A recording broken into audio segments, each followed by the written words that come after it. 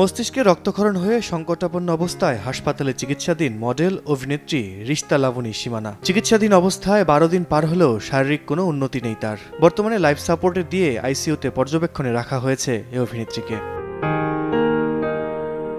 অভিনেত্রী সীমানার সুস্থতার জন্য দোয়া চেয়েছেন তার ভাই, বাবা, বাদ যাননি সহকর্মীরা। ফেসবুকে পোস্ট করে তার সুস্থতা কামনা করেছেন অনেকেই।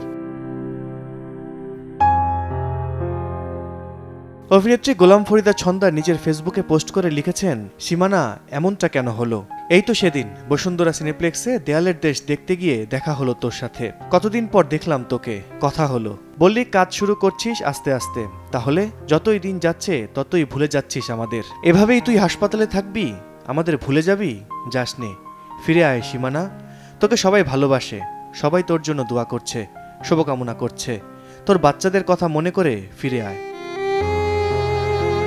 আবেগঘন পোস্ট করেছেন অভিনেত্রী দীপা খন্দকার। লিখেছেন, মানুষ জীবনে একটু আরাম, একটু মানসিক শান্তি, একটু ভালোবাসা, প্রিয় মানুষের কাছ থেকে একটু যত্ন চায়। বাবা মায়ের আদরের সন্তান বড় হয়ে যখন নিজে জীবনযাপন করা শুরু করে, তখন সবার ভাগ্য তো আর সহায় হয় না। ভালোবাসার মানুষ যখন অচেনা শত্রুর মতো আচরণ করে, মানসিকভাবে তিলে তিলে মেরে ফেলে, তখন সীমানার মতো এমন একটা ঘুম দিতে ইচ্ছা করে। কিন্তু জীবন এতটাই নির্মম, এই ঘুম দেওয়ার অধিকারও নাই। অধিকার তুমি হারিয়েছ যেদিন তুমি মা হয়েছ।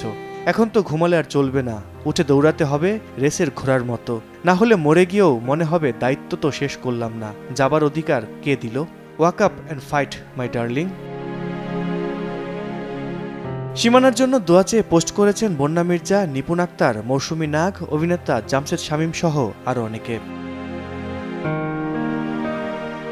2006 সালে লাক্স চ্যানেল আই সুপারস্টার প্রতিযোগিতার মাধ্যমে শোবিজে পা রাখেন সীমানা। নাটক ও বিজ্ঞাপনে নিয়মিত কাজ করতেন। 2016 সালে পারিবারিক কারণে বিরতি নিয়েছিলেন। গেল বছর বিরতি কাটিয়ে ফিরেছিলেন এই অভিনেত্রী। আল কাসির, সময় সংবাদ, ঢাকা।